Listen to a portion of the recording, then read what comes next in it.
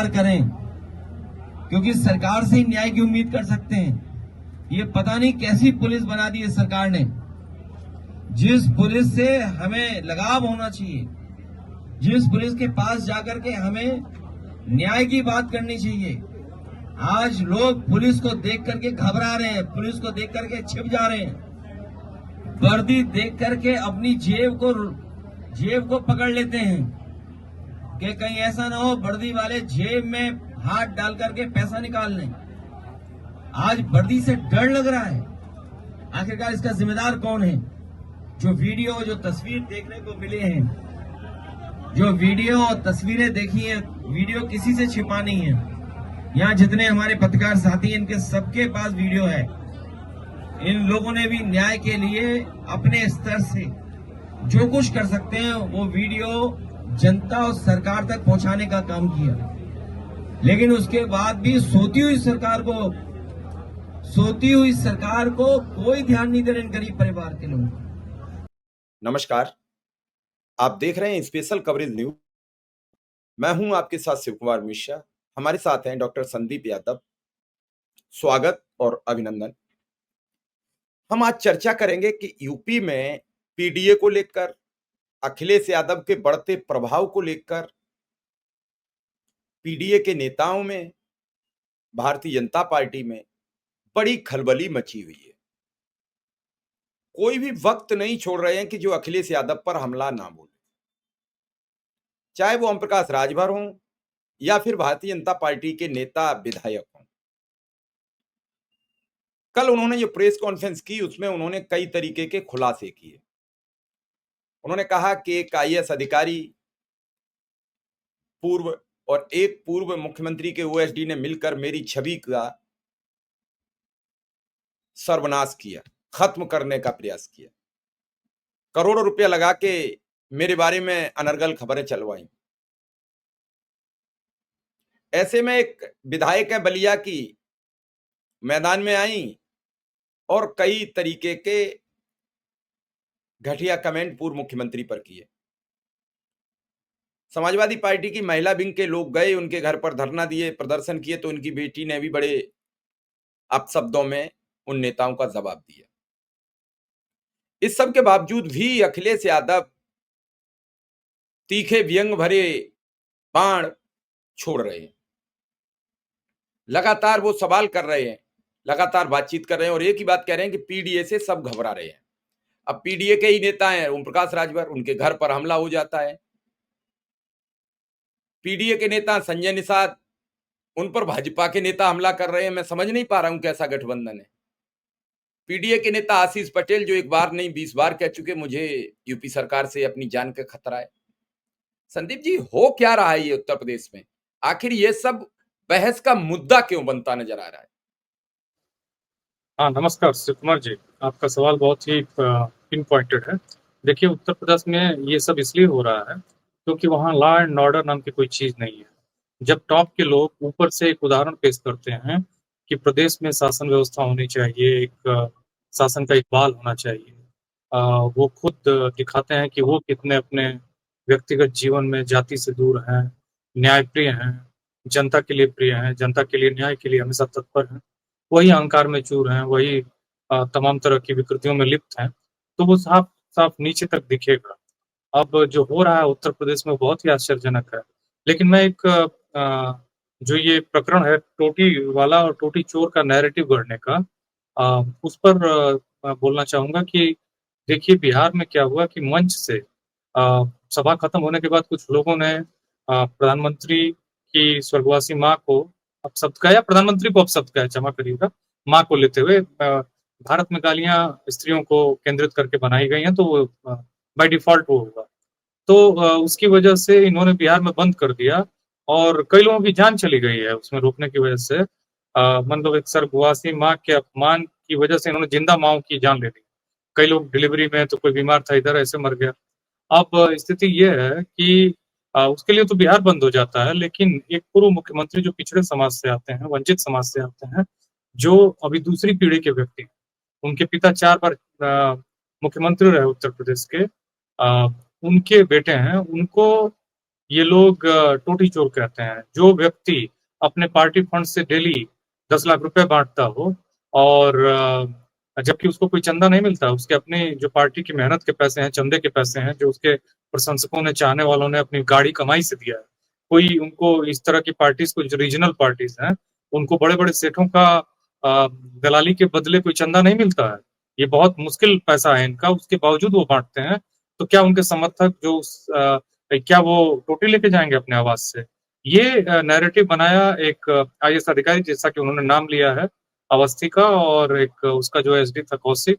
और ये देखिए, ये लोग जातिवादी मानसिकता से ग्रसित हैं और इन्होंने मीडिया, एक अखबार जो अपने आप में डिस्क्रेडिटेड हो चुका है, जो गीत गाता है सरकार के और हर हर तमाम उन खबरों को दबाता है अ, जिससे समाज में सही चीजें फैलें, उनको दबाता है और झूठ को फैलाता है। हालांकि वो अखबार भी अब शैम्पू लगा के अपने अखबार की कॉपीज को बेच रहा है, क्योंकि बिक नहीं रहा है। तो हालांकि खुल के अगर कॉल कर दें अखिलेश यादव तो उसको लाले पड़ जाएंगे, क्योंकि याद रखिए जनता वैसे ही त्रस्त है। एक अखबार निकाल दे अखिलेश यादव तो सारे अखबार बंद हो जाएंगे उत्तर प्रदेश के। तो चाहे वो प्रिंट मीडिया हो, चाहे वो इलेक्ट्रॉनिक मीडिया हो, चाहे वो डिजिटल मीडिया हो, कुछ लोग ही बचे हैं जो सच की बात करते हैं, जो बदलाव चाहते हैं हकीकत में, नियमों से, सिस्टम से और कानून से। तो अखिलेश यादव को टारगेट किया गया क्योंकि इनको भय था कि ये व्यक्ति जो है, इसकी इमेज को टार्निश करना। जैसे लालू यादव को बिहार में चारा चोर कहा गया, मायावती जी को तमाम तरह के नैरेटिव से गढ़ा गया। मानता हूं कि बहुत सारी चीजें रही, लेकिन इनसे भी ज्यादा करप्ट लोग रहे हैं। इनसे ज्यादा करप्ट लोग कांग्रेस के रहे हैं, इन लोगों से ज्यादा करप्ट लोग बीजेपी में अभी भी मंत्री हैं, रेपिस्ट मंत्री हैं। जो जितने भी बलात्कार और यौन उत्पीड़न के मुकदमे हैं अभी विधायकों और मेंबर ऑफ पार्लियामेंट पे, उस पर अकेले 54% बीजेपी पे है, लेकिन उसको तो स्त्री अधिकारों वाली पार्टी के रूप में देखा जाता है। मैंने तमाम विकृतियां विपक्ष की पार्टियों में दिखता है। कारण ये है कि 24 घंटे, हिटलर कहता था कि एक झूठ को 100 बार बोलिए, वो झूठ सच हो जाएगा।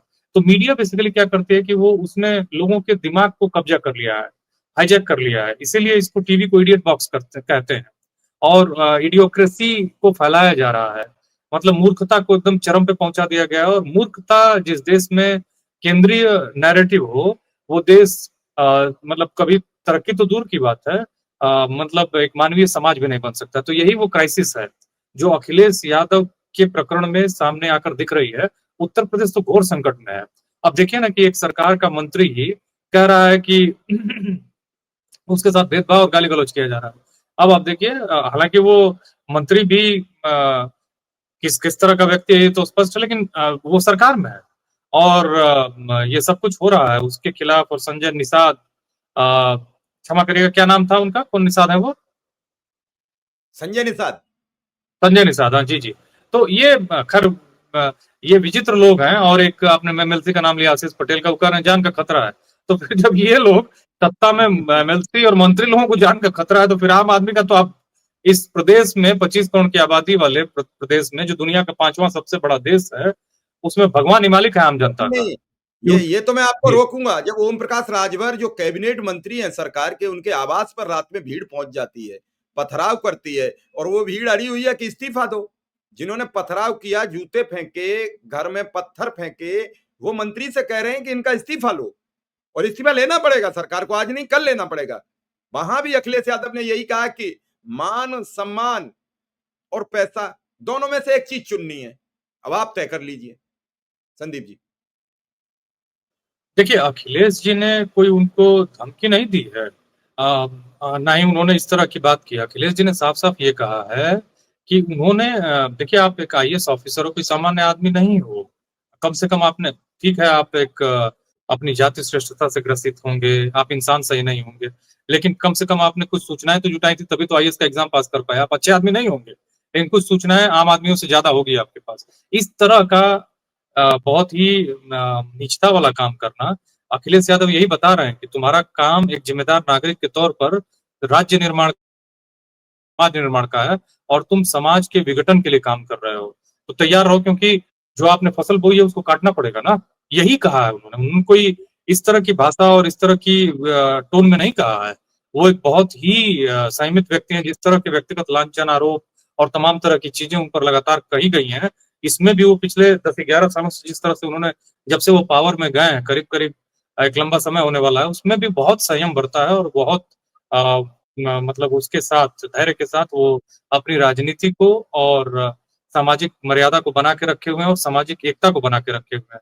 तो वो एक जिम्मेदार नेता है, ना कि वो इस तरह के नेता हैं कि 6500 जो बच्चे हैं जो इनको नौकरी मिली हुई है, उनकी नौकरी मारकर और बेहयाई से कुर्सी पर बैठे हुए हैं और ज्ञान पर, न्याय पर, मंचों पर चढ़कर बड़े-बड़े भाषण दे रहे हैं। उस तरह के नेता नहीं है, क्योंकि कथनी और करनी में अंतर है। कथनी मीठी है और करनी जो है पाखंडी है। नहीं, ऐसा कम से कम उत्तर प्रदेश के नेताओं में अखिलेश यादव एक अलग नेता है।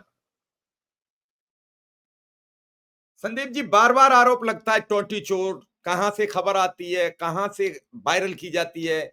जब जैसे ही मामला लगता है कि अब शांति की ओर चलता है, तभी एक विधायक, एक सांसद, एक कोई पत्रकार, एक कोई मीडिया कर्मी, ये खबर सामने आ जाती है कि अभी कोई ऐसी खबर नहीं थी, तो केतकी सिंह बयान दे देती हैं। अब केतकी सिंह के खिलाफ मानहानि का मुकदमा भेजा गया है, बड़ा लंबा केस है, फंसेंगी।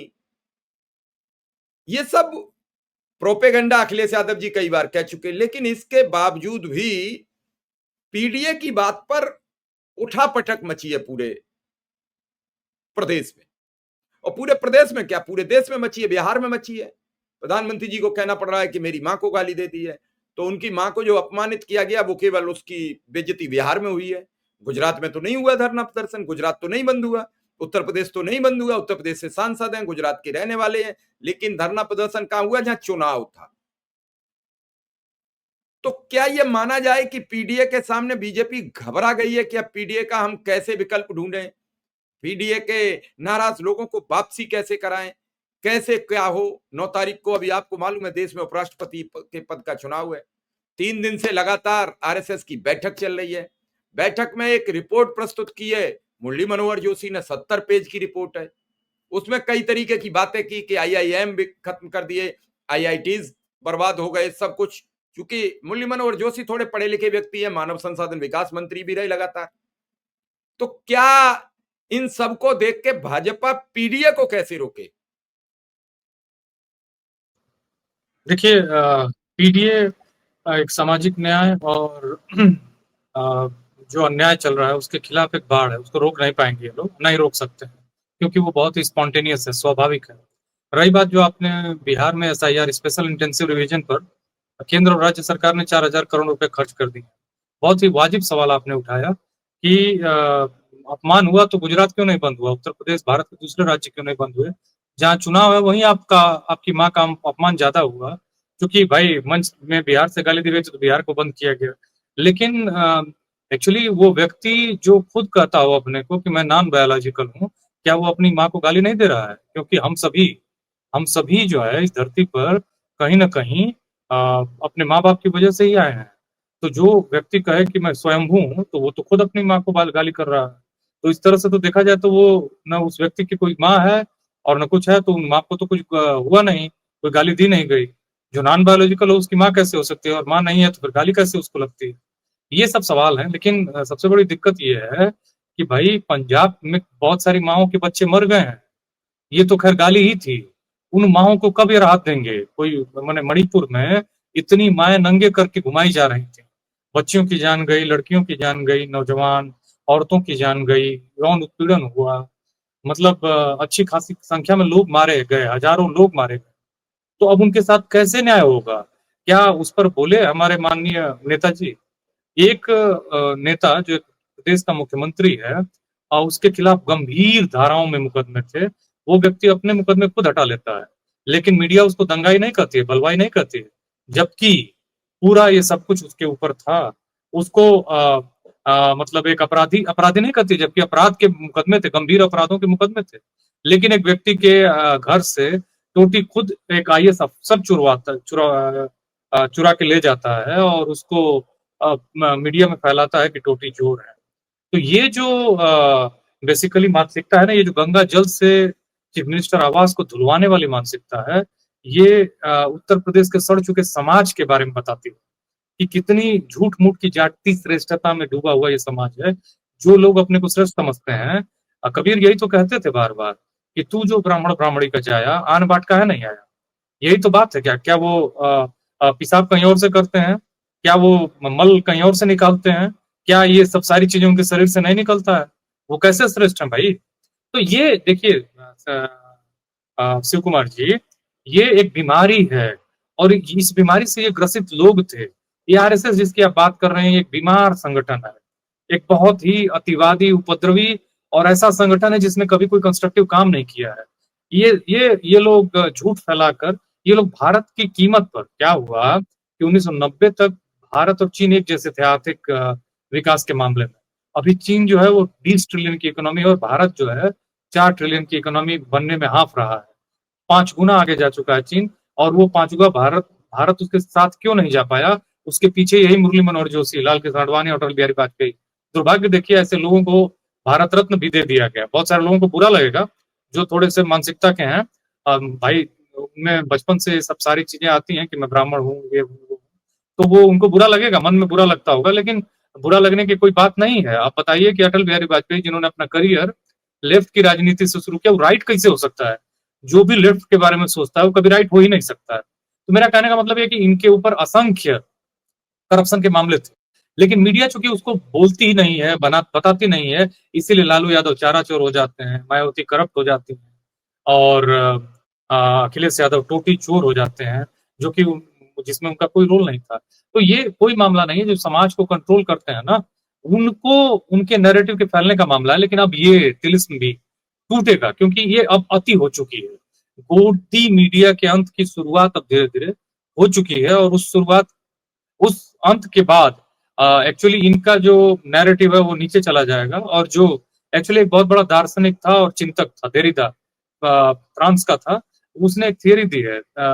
उसकी जो थियरी है वो डिकंस्ट्रक्शन की थियरी है।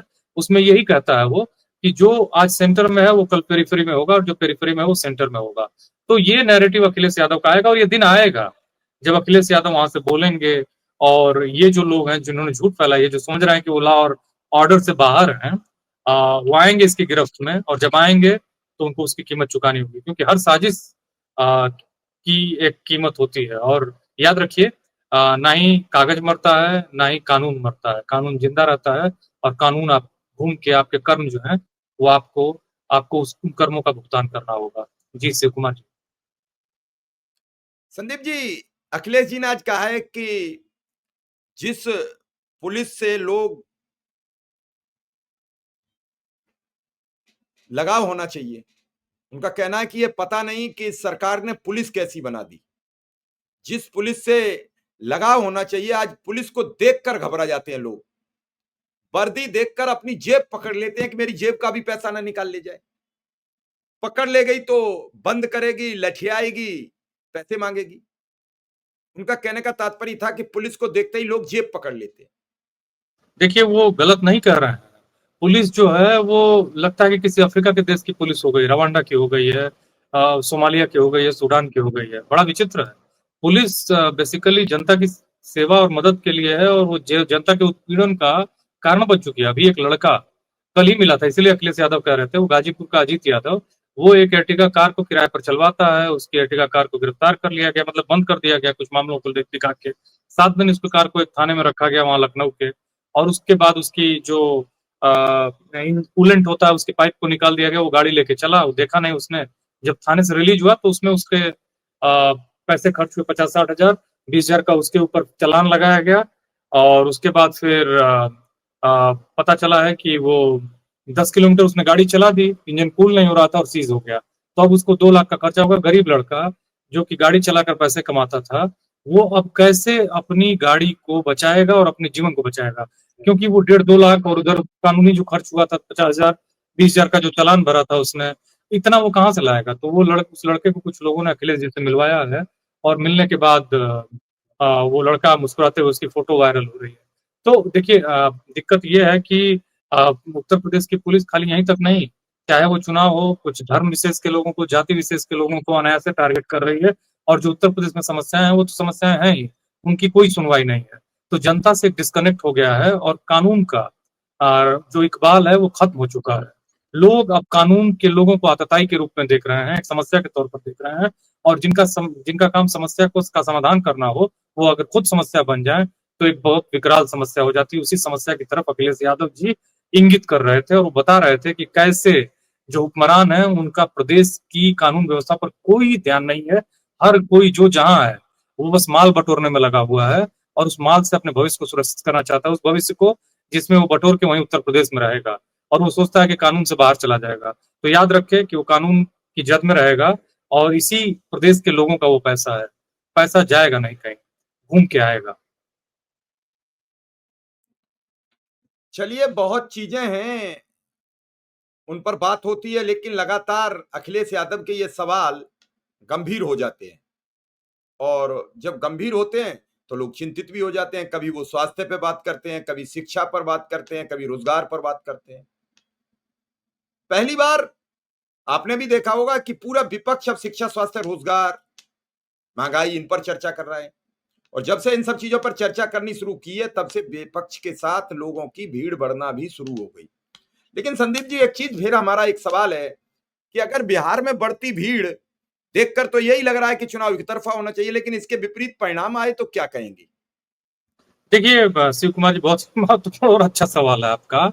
ये परिणाम विपरीत आ ही नहीं सकते हैं और आते हैं तो आप समझ लीजिए कि जो कुछ महादेवपुरा में हुआ, जो कुछ बनारस में हुआ, उसी को किया जा रहा है। और 2014 के बाद कहीं कोई लोकतांत्रिक प्रक्रिया का पालन हो रहा है कि नहीं, इस पे एक गंभीर संकट खड़ा हो जाएगा, क्योंकि जनता बता रही है कि वो इन लोगों को छोड़ चुकी है। तो क्या 2014 के बाद भारत में किसी भी लोकतांत्रिक प्रक्रिया में लोकतंत्र के नियमों का पालन हुआ है? ये वो सवाल है जो जनता को खाया जा रहा है और ये धीरे धीरे बड़ा बनता जा रहा है। तो जीत और हार से अब परे हो गया है बिहार का चुनाव, ये याद रखिएगा। कि बहुत महत्वपूर्ण बात मैं बोल रहा हूँ। कुछ लोगों को अति उत्साह में बोला हुआ स्टेटमेंट लग सकता है, लेकिन बिहार का चुनाव इनके हाथ से बहुत पहले ही निकल चुका है। बिहार बंद ने तो इनको, इनके और भी जो थोड़ा मोड़ा बचा हुआ भविष्य था उसको भी बंद कर दिया है। जिस तरह से इन्होंने असंवेदनशीलता से बिहार के लोगों को ट्रीट किया है, ये बहुत इनके लिए समस्या वाला और बहुत ही पेनफुल होने जा रहा है। इसलिए बिहार में कोई संघर्ष ही नहीं है। बिहार में जो विपक्ष है वो चुनाव से पहले चुनाव जीत चुका है। ये याद रखिएगा। और अगर ये जीतते हैं तो पूरा के पूरा मामला जो है वो आप समझ सकते हैं कि क्या है। तो इसलिए अब नहीं लगता है मुझे, ठीक है, अब चुनाव से परे धीरे धीरे विपक्ष की राजनीति भी होती जा रही है, क्योंकि जो लोकप्रियता का स्केल है, जो जनता से कनेक्ट का स्केल है, जो जनता के मुद्दों का मामला है, उसमें हर जगह विपक्ष जो है इनके मीडिया के खरीदने के बावजूद भी वो डोमिनेट कर रहा है। उत्तर प्रदेश में अब इनके जो मुद्दे हैं या इनकी जो बातें हैं, अब कोई सुनना नहीं चाहता है। तमाम इनके जो कहते हैं कि आपको मालूम है आज ही उत्तर प्रदेश में तमाम सवाल उठ रहे हैं सोशल मीडिया पे, कई वाइस चांसलर्स की डिग्री ही झूठी है उत्तर प्रदेश की। अब सोचिए, उत्तर प्रदेश में स्टूडेंट होता, प्रोफेसर होता तो बात समझ में आती है। वाइस चांसलर्स की डिग्री झूठी है। एक तो विनय शुक्ला या क्या है वो कानपुर का, तमाम करप्शन के आरोप लगने के बावजूद भी उसको बार बार वाइस चांसलर बनाया जाता है। और ये बताता है उत्तर प्रदेश में कि उत्तर प्रदेश में कुछ है ही नहीं, ना ही सरकार सुधरना चाहती है ना सुधार करना चाहती है। जिस तरह से स्कूलों को बंद किया गया है, 27,000 28,000 और शराब की दुकानें खोली गई हैं, वो बताती हैं साफ साफ कि जनता शराब नहीं पीना चाहती है, चाहती एडुकेशन है, लेकिन एडुकेशन से दूर किया जा रहा है। और किन कारणों से किया जा रहा है जनता समझ चुकी है, इनके तमाम मीडिया चैनल में झूठ फैलाए जाने के बावजूद भी। कुछ लोगों को लग सकता है कि मैं बहुत कड़े और मतलब जाति के मामलों को पंचर करते हुए बोल रहा हूँ, लेकिन यही सच्चाई है उत्तर प्रदेश की। आपको अन्यथा लेने की जरूरत नहीं है, ना ही मुझसे नाराज होने की जरूरत है, क्योंकि जो सच है वो मैं बोल रहा हूँ। अगर तथ्यों में गलत होऊंगा तो आप कमेंट करके मुझे क्रिटिसाइज कर सकते हैं, लेकिन मैं कहीं भी ऐसे तथ्यों की बात नहीं कर रहा हूँ जो सच से या फिर मनगढ़ंत है, सच से परे हैं या फिर मनगढ़ंत है। जी शिव कुमार जी। नहीं, आपने बड़े बेहतरीन दर्शकों को जानकारी दी है और सरकार के अंदर खुद ही उठापटक मची है। एबीवीपी का आज कल कार्यक्रम था, वन नेशन वन इलेक्शन, वो आज स्थगित हो गया है। उसके मुख्य अतिथि उत्तर प्रदेश के मुख्यमंत्री योगी आदित्यनाथ थे। छात्रों के साथ जो मारपीट, दुर्व्यवहार यूनिवर्सिटी के जरिए हुआ है, उस पर बवाल कटा हुआ है। तो आज ये कार्यक्रम स्थगित कर दिया गया है और देखना यह है कि अब आगे कब होगा उसकी हमें प्रतीक्षा रही। लेकिन आपने जो बस अखिलेश यादव की बातों को लेकर जो पूरा विश्लेषण एक बात किया है मैं वो बोलना बहुत चाहूंगा शिव कुमार जी, कि उत्तर जी। प्रदेश में जो गरीब लोगों का दोहन किया जा रहा है, जिस तरह से हर विभाग में जम के दोहन हो रहा है, ये बहुत पीड़ादायक है। और ये जो सरकार है इसको इसकी कीमत चुकानी पड़ेगी। चलिए संदीप जी, आपका आभार, धन्यवाद, नमस्कार।